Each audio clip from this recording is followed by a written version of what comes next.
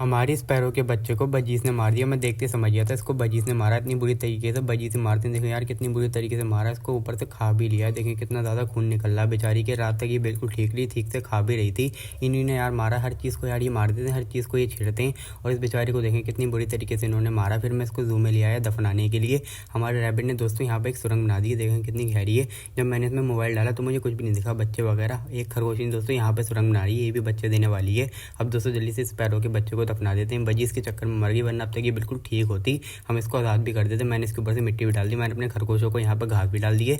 हमेशा की तरह आज भी हमारी बिल्ली ने हमारी ईगल का खाना छीन लिया है। और हमारी बिल्ली लेके जा रही थी, चूजा उसके पीछे पड़ गया। चूजे को भी चिकन खाना, हमारे चूजे को चिकन खाना इतना पसंद है कि बिल्ली के पीछे जा रहा है, लेकिन बिल्ली नीचे चली गई।